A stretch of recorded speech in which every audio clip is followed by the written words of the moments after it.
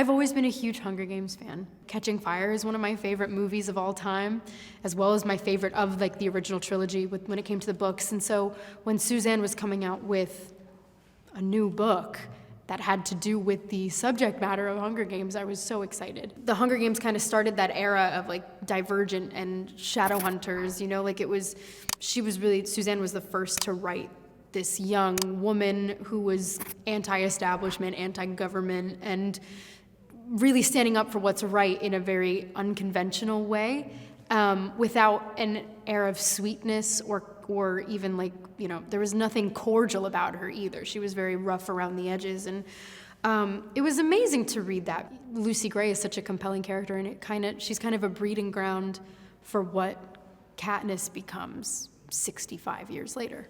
The word that comes to mind is mercurial. You never know what you're going to get with her, and I think what's so amazing about this story, whether you're reading the book or when you're watching our film, is that you can never really tell whose side she's on. And the way I approached her was that she's always on her side, her own side, her family, her friends, herself.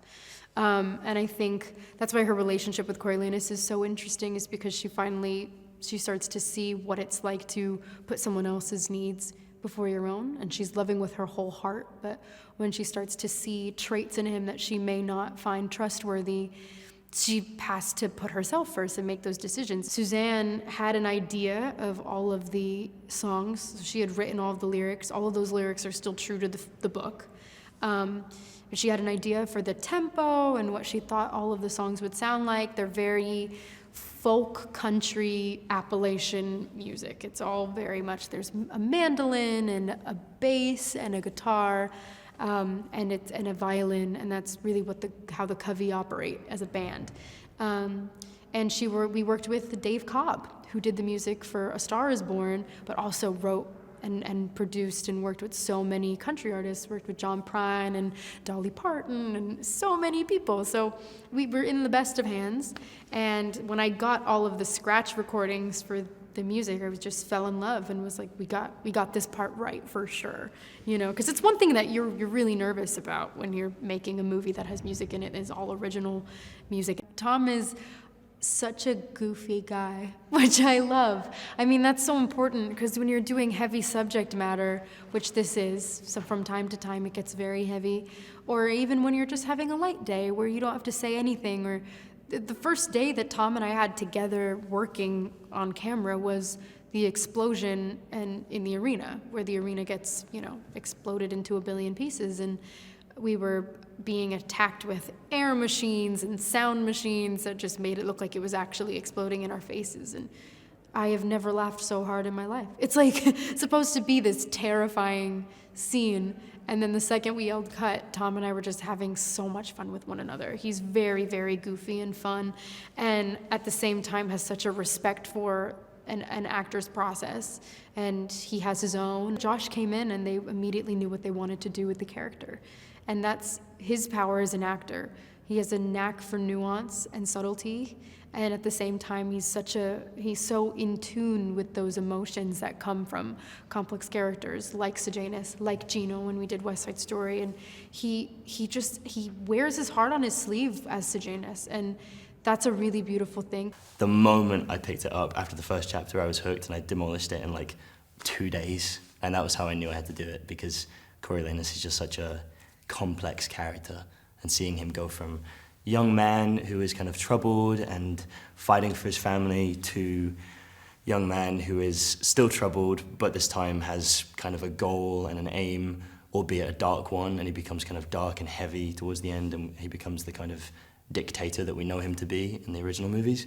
And seeing that kind of origin story take place is something that I just couldn't not do. A big part of what we first talked about, Francis and I, was what makes Corio tick to begin with, and a lot of that was to do with his ambition for his family. And although he's an ambitious person later on, most of his ambition to kind of fight and become the kind of person who will do anything, do whatever it takes to win, is mostly stemming from his family's needs. And the film begins with his family at like the precipice of like serious hunger. And he will do whatever it takes to get them out of that place. And then that gives way to a choreo who will start to do anything for himself just to get to the top. Yeah, we talked a lot about where it began and where it ended and how we weaved that path in between. And a big part of it was just kind of building the world and working out what this world was and what that would do to a person. Rachel is, I mean, she's so enigmatic. She just sings Lucy Gray. She is Lucy Gray. I think my first experience of Rachel was watching her sing in our chemistry read, which was over Zoom. And I sat there and, you know, Zoom doesn't really give you much emotional feedback, but I sat there and I ended up crying just watching her sing, because she has this kind of incredible life in her when she sings, which I've really not seen in many other actors before. We've become really good friends. And yeah, it's very easy to fall in love with Rachel. She's very charming. She brings a lot of kind of raw, fiery energy to what she does, which is exactly what Lucy Gray needs. So it's been a pure joy. I remember Viola and Francis describing Dr. Ghoul as like a Willy Wonka, kind of, you know, a chocolate factory type villain. She's someone who's like, you know, she's so interested in pain and torture and all these kind of horrible things, but she does it with delight. And so what Viola has brought to it is this kind of constant playfulness and experimenting, and the way she works, she's always trying something, and then if that doesn't work, she tries something else, and it just feels like she's got this big toolkit that she's just pulling things out of.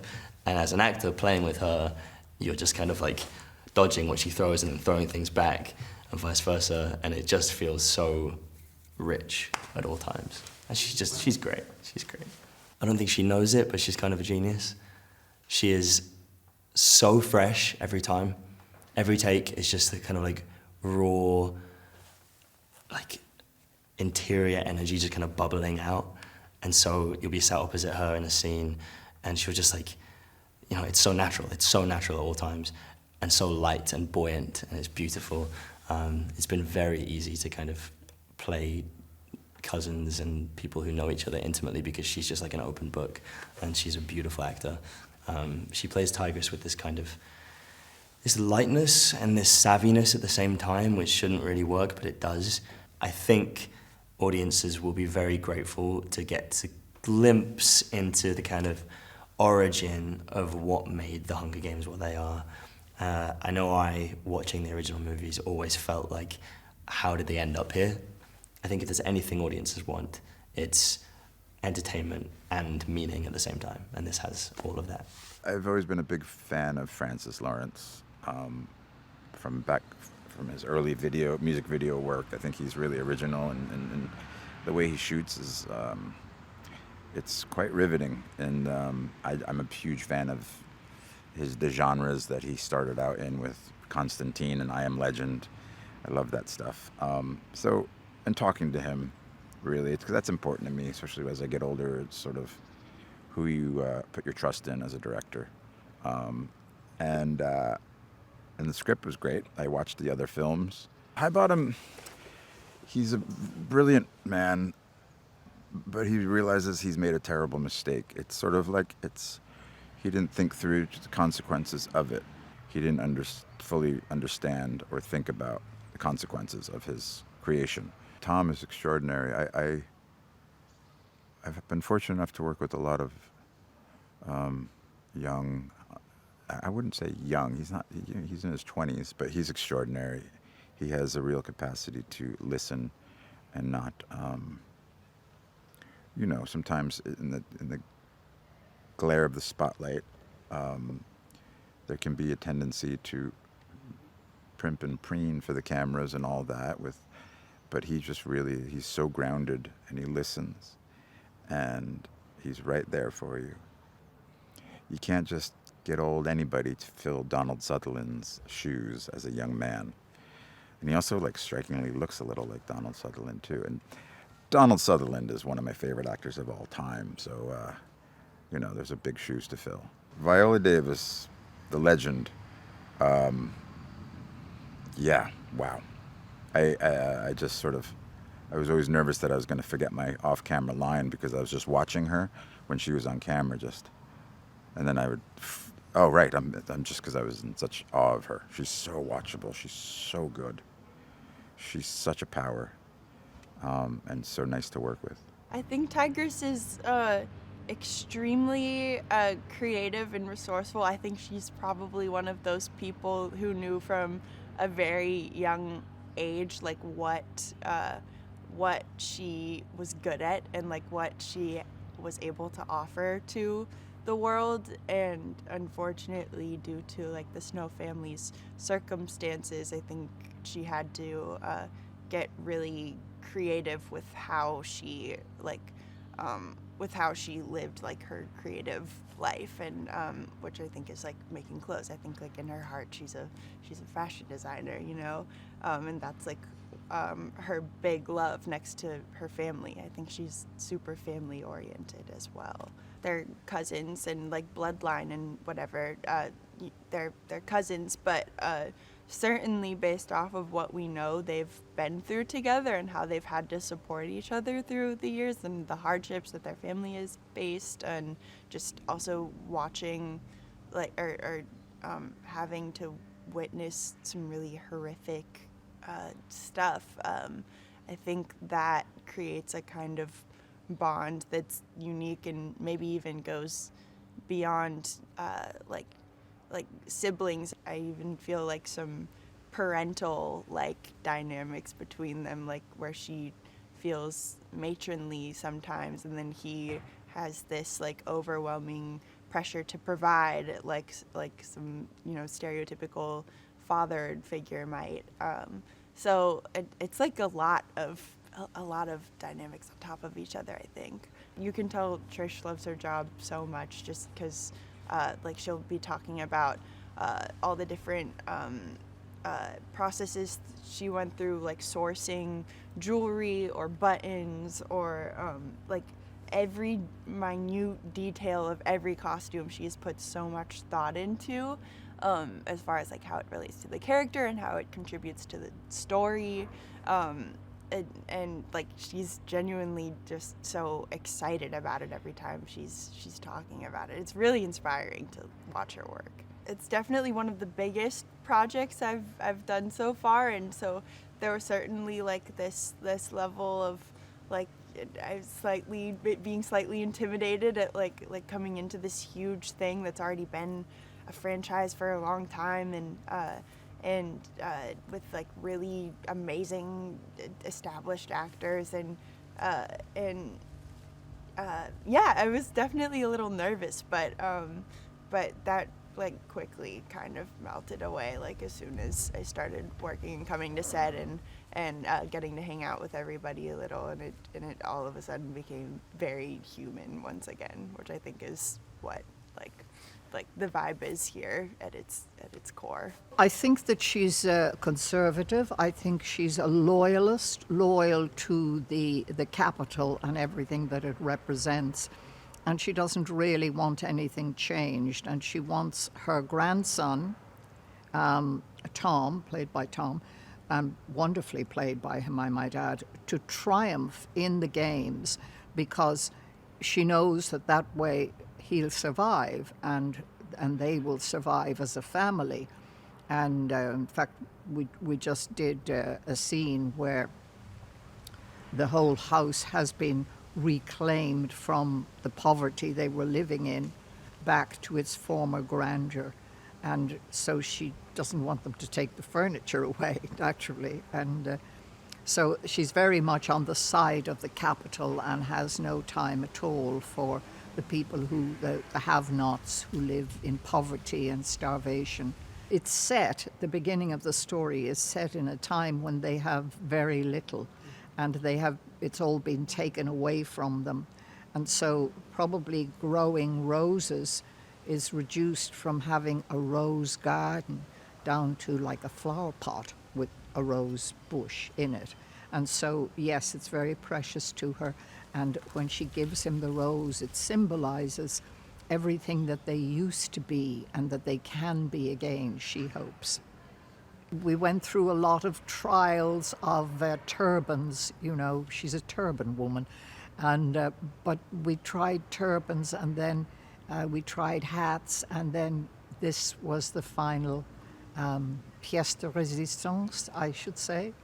and it's perfect for her, you know, and it's perfect for the outfit, and I think it balances the outfit in a way that gives me enough, you know, enough strangeness, and you don't quite know whether you should take her seriously, but when she stands up and sings the anthem with her hand on her heart, you know where her loyalties lie. The people who designed and made the outfits, and they made 2 outfits for me, are just, I mean, there's a woman locally who did all the embroidery, hand embroidered these flowers onto the outfit, and just a fabulous team of designers. I found out that they were interested in me to play this part of Lucky Flickerman, and explained it as, you know, kind of an ancestor to the Stanley Tucci character. It all kind of came at once, and of course I was excited because I love the first movies and very much, and specifically loved that Stanley Tucci character in those ones, and I remember just thinking, God, what a great, like truly just saying, what a great part, how much fun, so perfect for him, because I'm a big Stanley Tucci fan. This is the 10th Hunger Games coming up in our film, and the previous 9 have not really gotten much attention or viewership, and there's an attempt to find ways from the Capitol to find ways of making more people tune in, more people watch. They're taking suggestions from, well, there's mentors. They propose the idea of mentors. They are accepting ideas from mentors. They use some of Coriolanus Snow's ideas and implant them into the game. And part of one of the other new things about these Hunger Games is that they have a host for the first time. And so I'm the first host of the Hunger Games, and I'm a weatherman and an amateur magician and probably do all kinds of stuff. But I've been tapped to do this hosting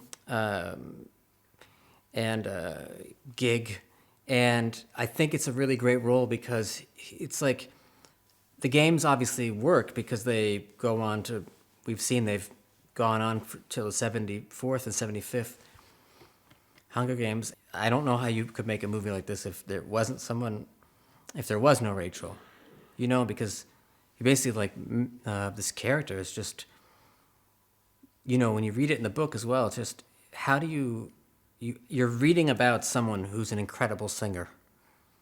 So you're imagining everyone's version of that is different.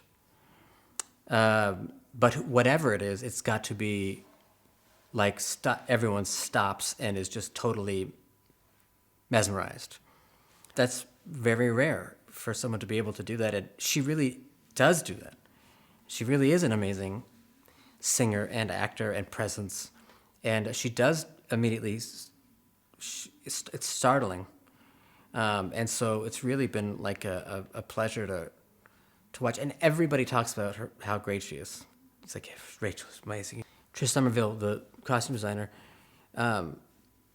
emailed me photographs of my face, sort of like these kind of drawing photographs of what they were thinking for Lucky. And so that's the first time that I really saw what they were sort of imagining and thinking, and it was so helpful because it's just like, you know, I think it's just like it's like directions, you know, and in the beginning, after I had no idea anything, I couldn't picture anything. I had no visual reference because Francis was saying it's going to be different than the other films, and it's a different look, and it's, you know, it takes place many years before. So I kind of was, I didn't like, I had imagined, I guess, things or what I might look, but when I saw the outfits and hair, it just was like, it just helped. It was one more step in like removing excess, just focusing on who this was and what the world was. Certainly don't feel like lucky unless you're I'm in these clothes. And, you know, I feel like they're so grand and so yeah, the look and the hair, it was all sort of one thing, one package. That was my sort of first like kind of like real invitation to the world of it visually. He's from Districts. And he's just a guy who in this story is like perpetually homesick. Like he would always rather be home, or he's mourning his past life kind of always. And so he has really strained relationships with just about anybody in the academy. I think it's safe to say that he pretty much has no friends. And Coriolanus is the closest thing that he himself would call Coriolanus a friend, but I would color that relationship being the result of him being deprived of relationships in the academy. Because, you know, everybody's cut from a different cloth. And I think because of Coriolanus, his really rough upbringing, that's something that Sejanus can relatively understand, or at the very least, he can recognize it where other people can't recognize it. So that becomes like a connection that he kind of latches onto. It's like a chosen brothership, I think, from Sejanus's perspective for sure.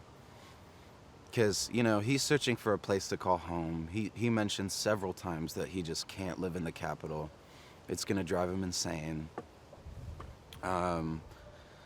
So he's searching for anything that feels like home, which I think Coriolanus is the nearest thing that he's found. And as far as District 2 goes, you know, Marcus treats him like an enemy, and I think he can safely assume that just about anybody in District 2 might as well. So, you know, he goes with Coriolanus to District 12. He wants to help him find his girl. Like, he's just really trying to be like a bro, like a real good pal. And yeah, I think really, what do you call it? Like, become salt of the earth kind of person.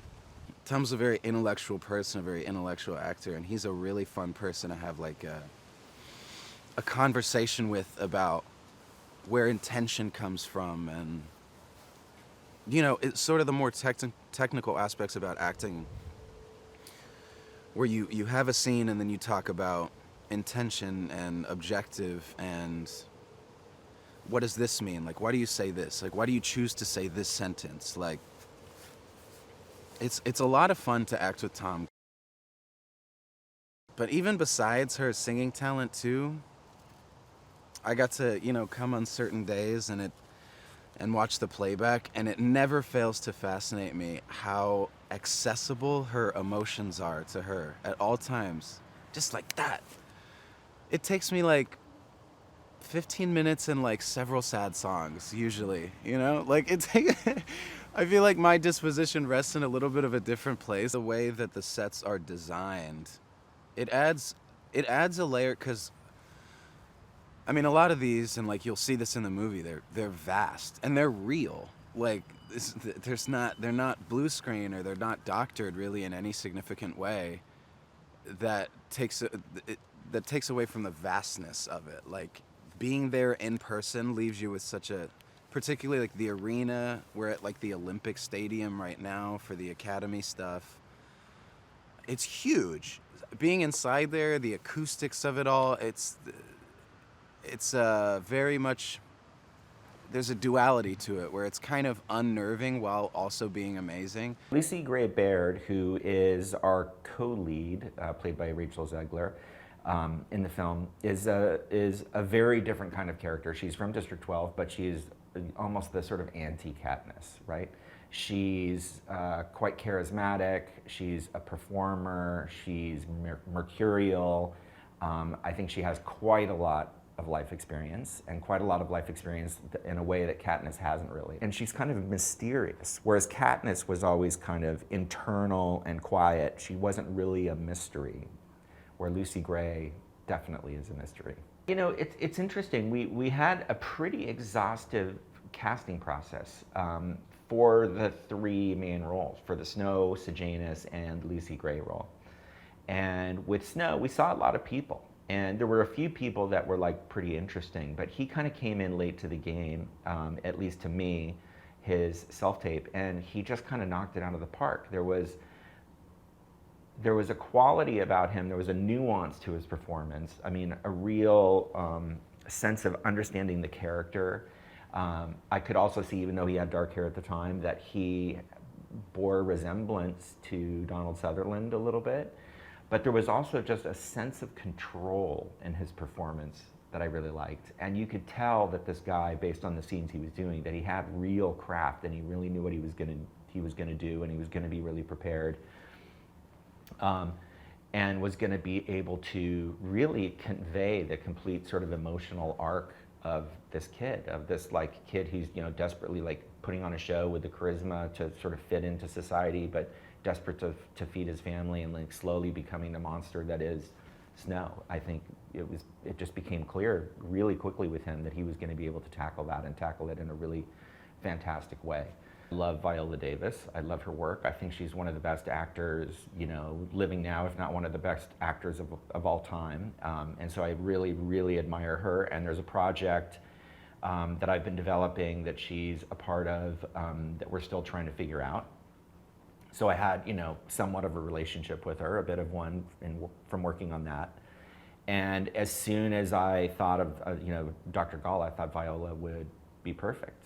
And, you know, the only stipulation about the casting of Viola kind of came from Suzanne, which was just that Suzanne had always imagined Gall being much older than Viola is. So we aged her with the makeup and wigs and things like that, aged her up a little bit. And part of it is that she's a little quirky, and she's like, she says kind of weird things, she has her little rhymes, she's like, can be a little giggly sometimes, but she can also be quite scary.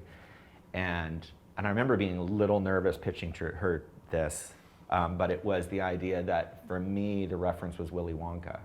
And the original Gene Wilder Willy Wonka, which is there's a sort of a sinister quality that's kind of underneath, but really it's a person who finds joy in the creative ways she's coming up with things. So even if there are horrible things for sort of torture or death or punishment, it's the creative side of it that like keeps her, that she finds fun and enjoyable. And if we can sort of keep that feeling alive, I think will make a character that's really unique.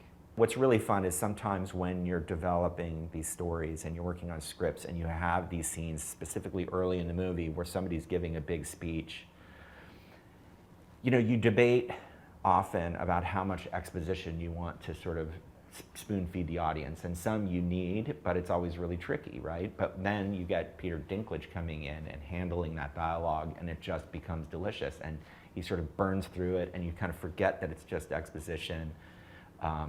And he's just a master at it, and also right out of the gate. So for me as a filmmaker, you know, when you're sort of working against time and you've got a lot to do and a lot of coverage needed, but you have 3 pages of dialogue or some speech or something, to have somebody who can kind of come out of the gate, really know all the dialogue, but also have the performance down. One of the fun things about the book that I sort of felt immediately was that, you know, there was an opportunity to sort of show how the Capitol works and how the games worked at a very early age. And one of the things, or at a very early state. And one of the things that was very clear is that the games are in a very sort of early, rudimentary state.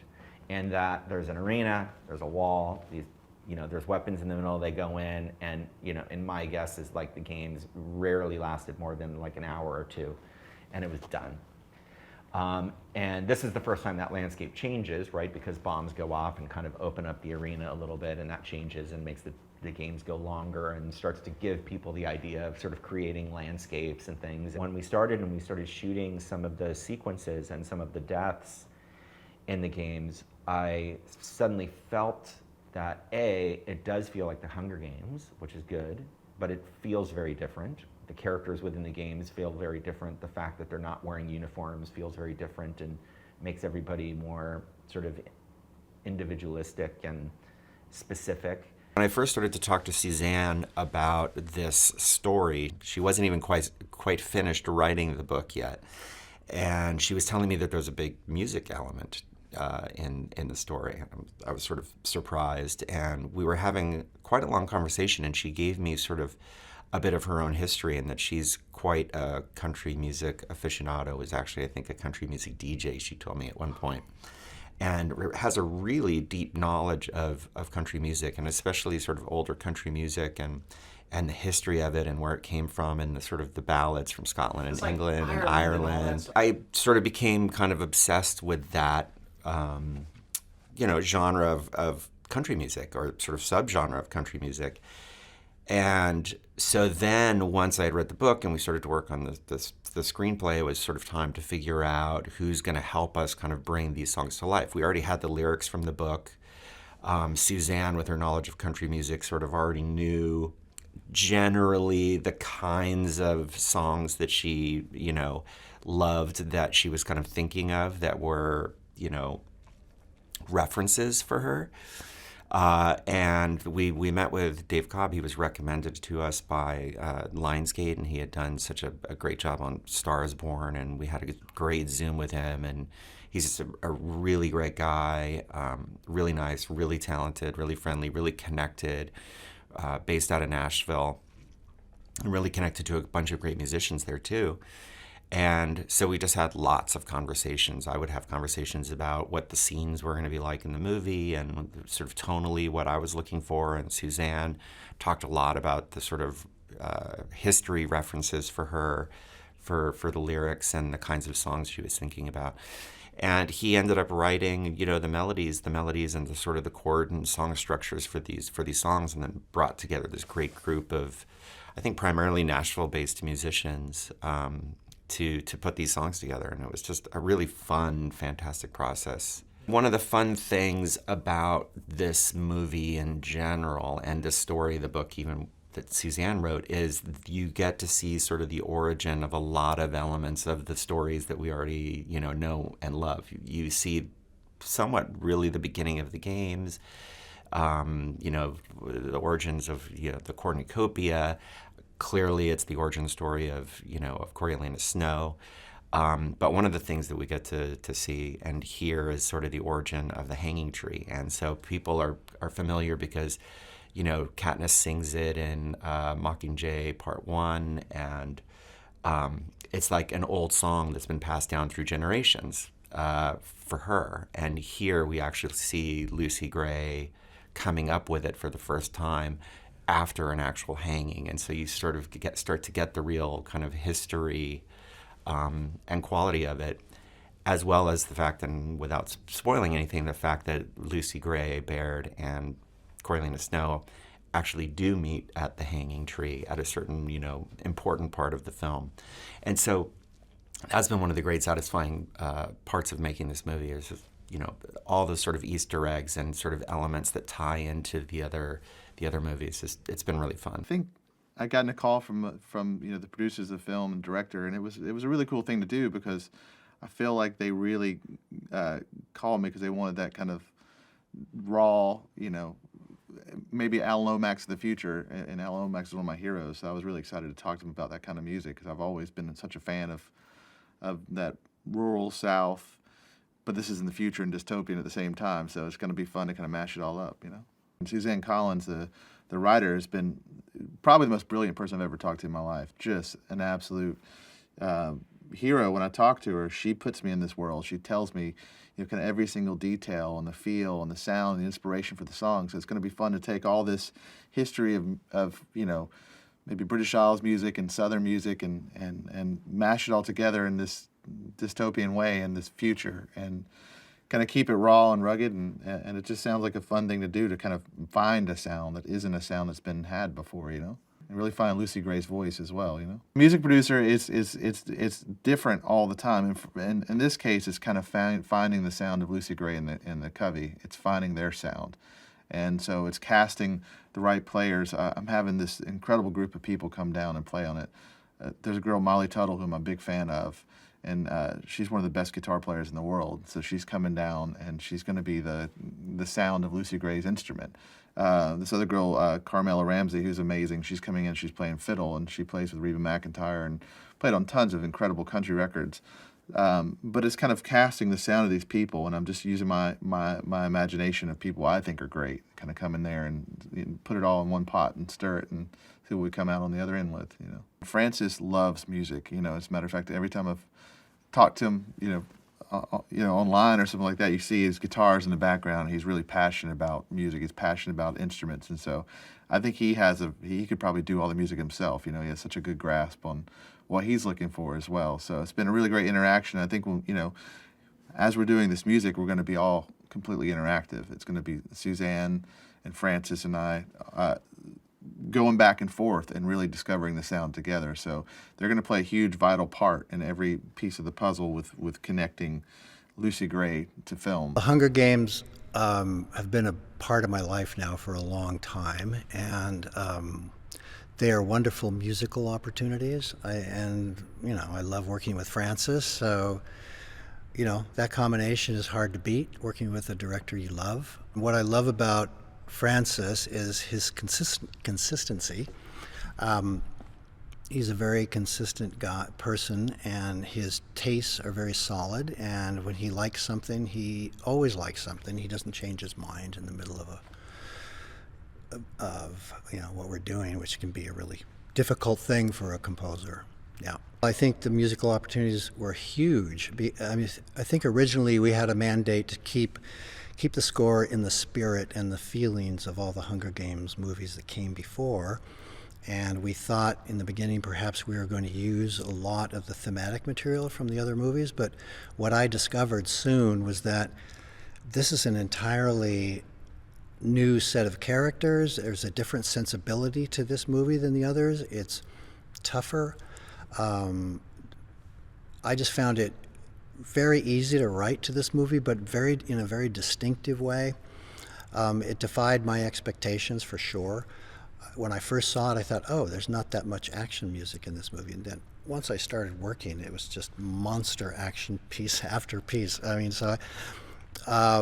always kind of amazing to me. But, as I said before, the musical opportunity is great. I think there are several main themes that we do we've reinvented and figured out a way to integrate into the story without using any that were directly and powerfully attached, for instance, to Katniss. Tried to stay away from Katniss's theme because she's obviously not in the movie. There are a couple of the bigger themes.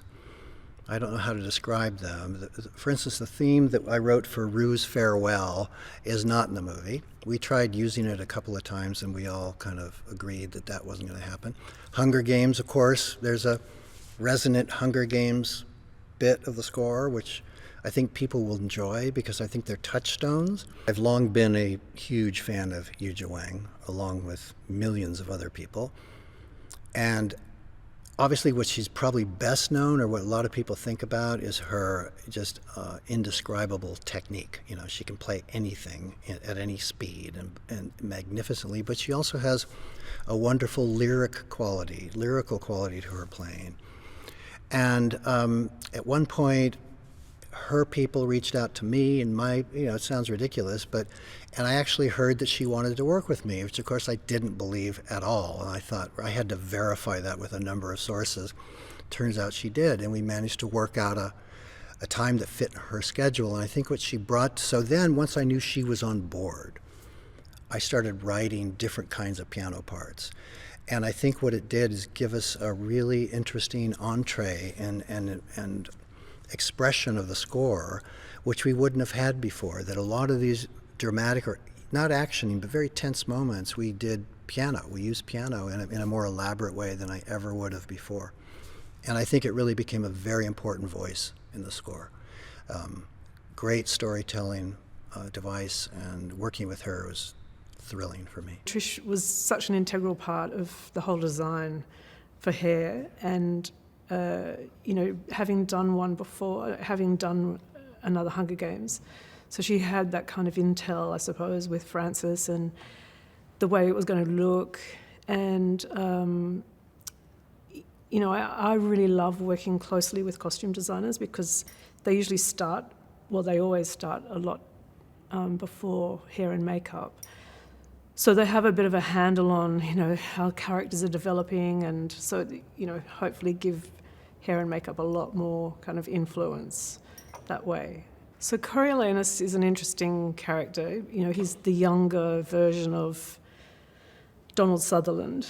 So Tom's very dark-haired, so we needed to make him lighter.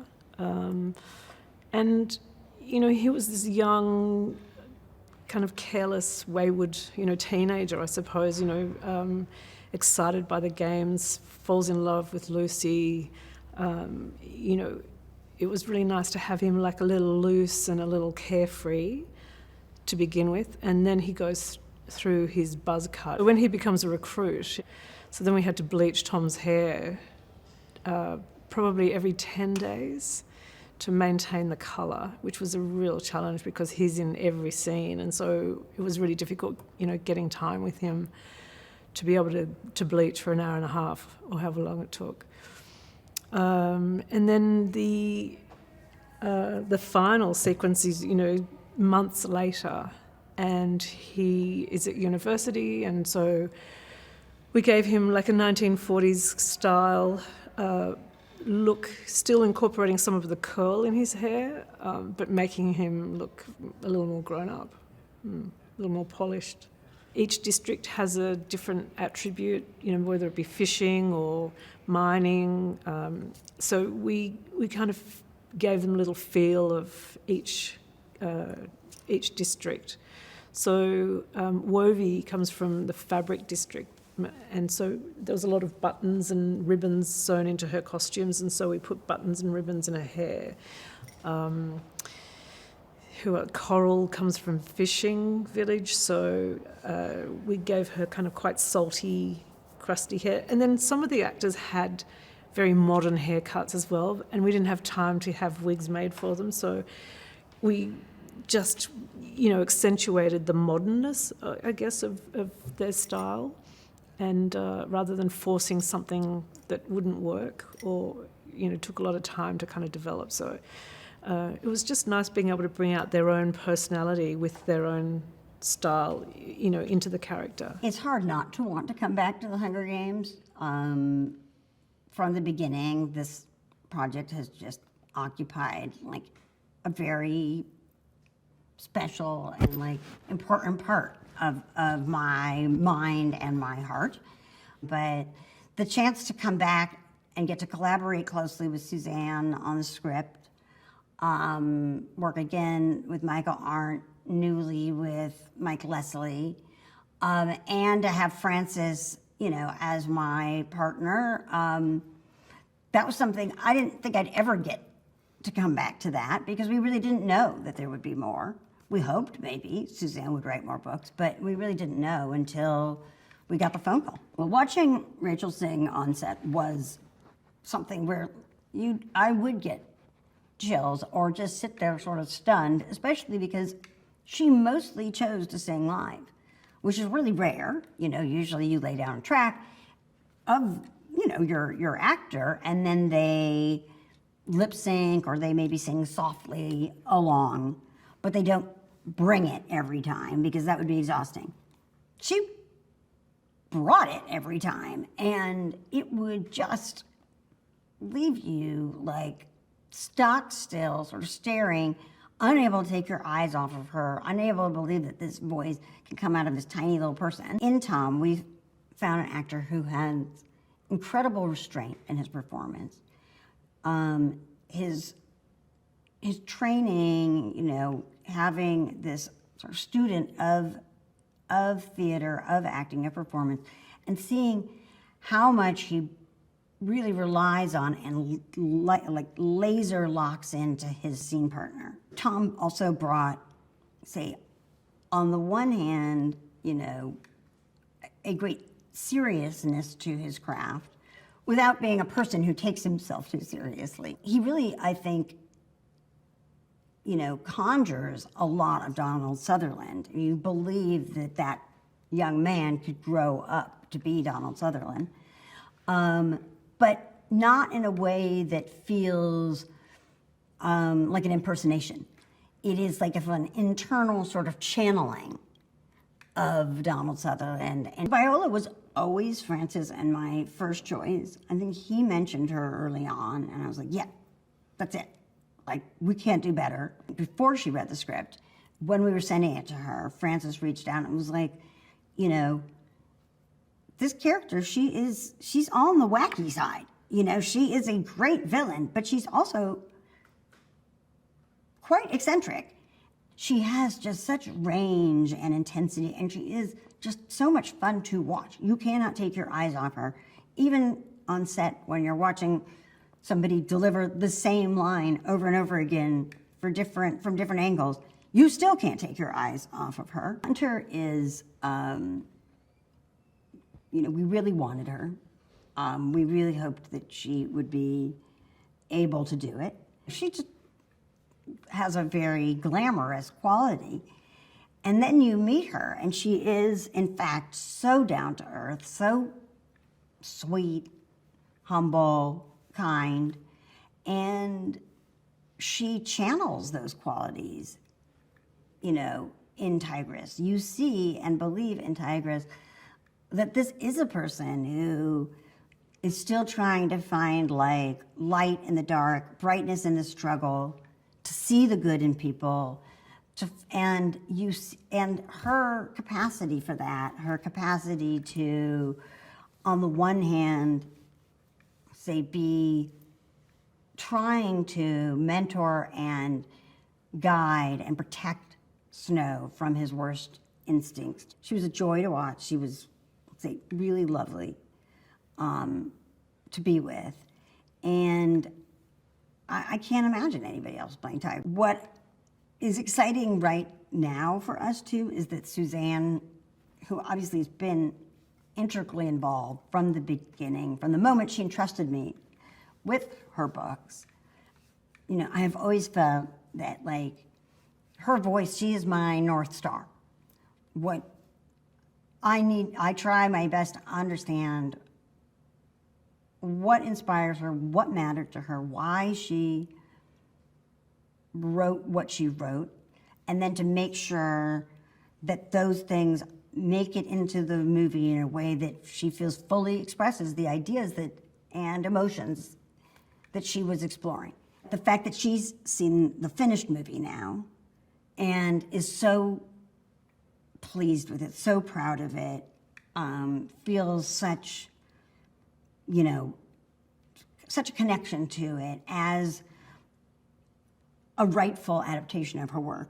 And the hope that by doing right by her, we do right by all of the fans of the Hunger Games, whether they are fans of the original movies or whether they came to the original movies later, or whether they may even go see this movie first and then decide they're curious to see the other movies if they haven't already. I'm incredibly excited for that. The Hunger Games are pretty creative makeup-wise, and I really wanted to work with Trish, the costume designer, and Frances. So once I talked to Trish and kind of got her insight on what the film was going to be, I was really excited. It definitely opened up possibilities, and Frances talked to us early on about, you know, the look of the film, and he wanted it to be really gritty and dark and dirty, and then there's just so many different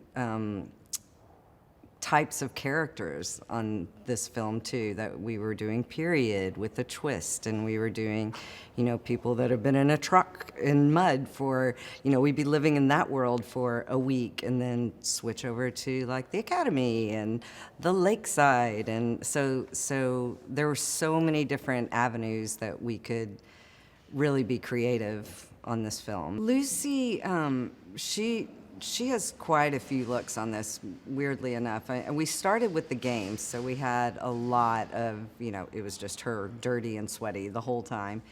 And then, you know, once we moved on to the lake scenes and stuff like that, we got to take that down and do a little more natural look. Once we got to the lake, we did a little more natural look and less dirt and a youthful look. But we also got to do some really fun looks for the Hob. She had 2 different performance looks, and then the Reaping Day too. Most of the people in District 12 were always really dirty and covered in coal, and so except for on the Reaping Day, it was as if they cleaned themselves up. And for me, I looked at Lucy like that was almost her performance. She knew what she was doing, so I gave her more of a look that day. The funny thing about that is, since we started with the games, I had to do that look on her first off camera and take it back to what it would have worn down to during the games. So that was interesting to do it that way. But then the Hob also, her 2 performance looks were quite fun to do. The thing about makeup in District 12, and I talked to Frances about this, you know, they don't really have anything. So everything she would put on herself had to come from somewhere. So I would create backstories for how did this get here and why would this color be on her? So we had, like, you know, rosy lips and cheeks were from raspberries. And then one of the Hob scenes, she had a really like iridescent bluish green eyeshadow that we said she crushed up beetles and put those on her eyes. Like it became kind of a game with us, like, where did this come from? So that was fun.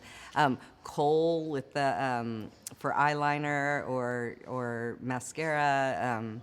So we kind of started playing that game with Lucy, which was fun. Trish, you know, has such an amazing eye and is so creative, and everything she does I'm just blown away by, and it's really inspiring when I see her illustrations and things. It just immediately brings out the creativity in myself, and she's very collaborative. Like everything I do, I run through Trish first before even Frances, because she has a vision, and then I see her illustrations and I try to match her vision. And she's just really an amazing costume designer, and it's really made me so thankful to work with her. Jorn, again, it started with the aging makeup. And so he created all of that and got that approved. And then we'd found out that Viola wanted to have 2 different color eyes for this. So one of her contacts is an ice blue that I created with Jessica Nelson in Los Angeles. And Sergio, who is Viola's makeup artist, created the eye shape and the lip on her, and I think obviously that was amazing. So the whole look together and the hair, all of that together was so amazing, and it just like brought that character to life so much. And you know, then you throw the costume and her acting, and it's just a really magnetic character.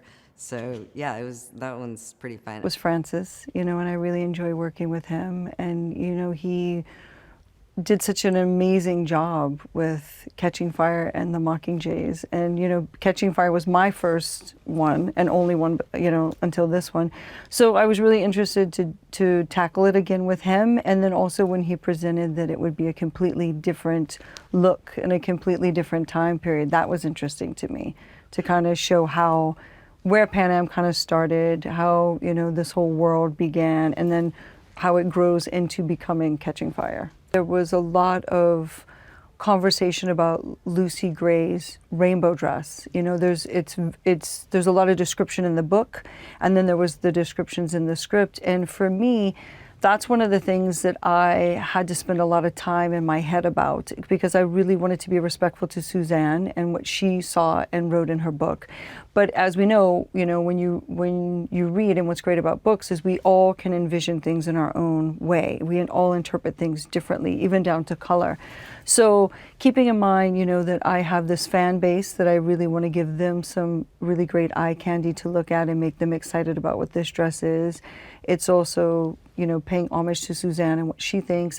I decided I wanted to do it in pieces and not make it just be a dress. Also, that helped us a lot for all the action and movement that she would have to have. So when I was kind of working on it, my head just went to trying to have a tie-in for the fans and also giving Rachel something, because these are big shoes to fill. Even though she's not Katniss and she's not trying to be the young Katniss, it is the thing of giving her some connection that she could have something physically as the actor to work with. So I wanted to do the silhouette and the shape of the corset of the same dress I made for Katniss as the Mockingjay when she spins in the blue dress with the wings. So doing the same shape of that corset, and then adding the primrose and Katniss flowers, and those are hand painted, and the snakes, because Rachel's character has this affinity and this connection to snakes. So there's hand painted snakes, primrose and Katniss flowers on the corset. And then under the corset is a peasant blouse, and there's smocking in the sleeves that are all done in rainbow colors. They're really, really delicate, and so you may not see them on the big screen, but for us in person, you can see it. And it's all those little details is what I really, really love. That was my first time working with Uli and his whole team. And I have to say the locations were really, really incredible. So it was talking with him early on to see, where I could have color, where I needed to have lack of color. So seeing, all these location photographs of, these really kind of gray tones and very cement tones, and then talking with him about, what we saw for the Academy, because I really wanted to use red for the, for all the uniforms for the students in the Academy. So it really worked well in the environments that Uli had, because they were these colder, concrete and marble environments. So the colors worked well there. But yeah, for me, it's really important that I can work closely with a production designer, because I want my characters to fit into their world. With Dr. Gold, one of the things Francis brought out to me early on was he said, she has this Willy Wonka essence to her. And so without getting to be too comical or repeating something that we've seen in other films or in the past, so for me, it was taking that into consideration, and also my wanting her to be, a character in the film that is a little bit more fashion forward and advanced than, say, the rest of the people in the Capitol, just because of she's this mad scientist. And so I kind of took that interpretation of Willy Wonka and then added this mad scientist, and then Dr. Frankenstein is kind of where I wanted to go with it. And so for her character, it was really important to have color and a lot of texture and patterns, a lot of, kind of very progressive textiles and fabrications that we used, because she does have this really, her character has this really jovial side to her and this childlike side, and she's always kind of smiling and, gives these kind of very funny phrases and riddles that she kind of does. So it's this nice juxtaposition of this childlike, innocent quality to her, but then there's this really, really dark, evil side to her. And so I wanted to translate that into a lot of the shapes and the silhouettes in her clothes. With Tom's character for Snow, again, it was trying to, kind of have these little Easter eggs for the fans and kind of keeping this lineage from what we see as Snow and Songbirds, and then what we see of Donald Sutherland later as Snow, and having certain things kind of crossover as far as color palette or silhouettes and shapes. And with Tom's character, in the beginning, we see him, kind of the first thing we see is for the ceremony that he thinks he's going to win this prize. And it actually turns into being the day of the reaping. And so with that, it's in the book, it references, that Tigress makes him this shirt, and she takes these tiles from the bathroom to make him buttons. And so that was another thing I worked with Uli and his art director on, was we fabricated these buttons.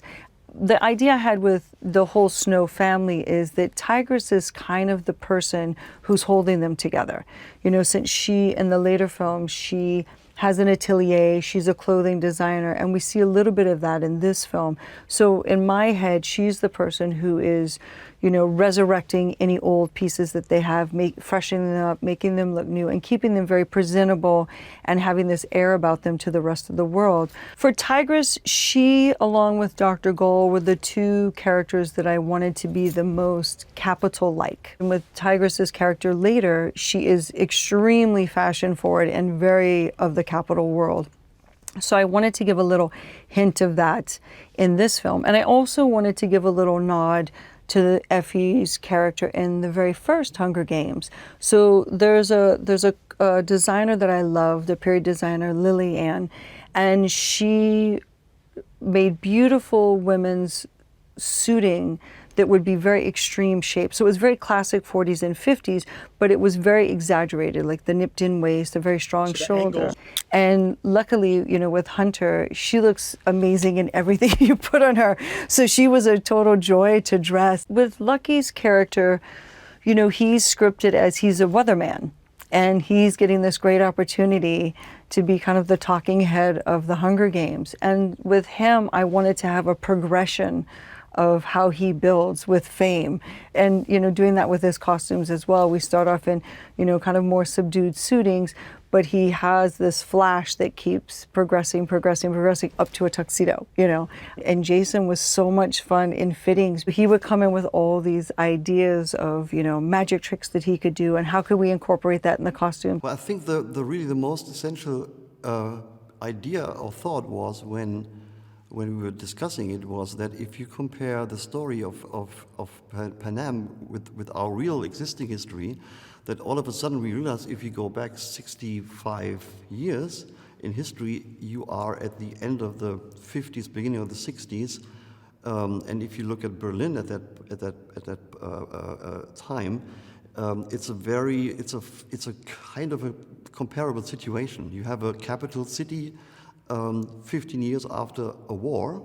Of course, then everything is like different, but to have this kind of a capital city in the progress of reconstructing and redefining itself, I found that very inspiring to compare that with the capital of Panem. In the very beginning, we thought we might have to build something, for that scene or scenes or that part of the story, which is, I don't know, it's a bit too much. And then we found this, and of course, what we needed to do is to turn this kind of, because it's some sort of an event kind of hall, so it's not closed like an arena is supposed to be, right? So we had to come up with a design and to close the whole floor area, so to say, and also turn that into something harsh and brutal and in this case really intimidating, what you need for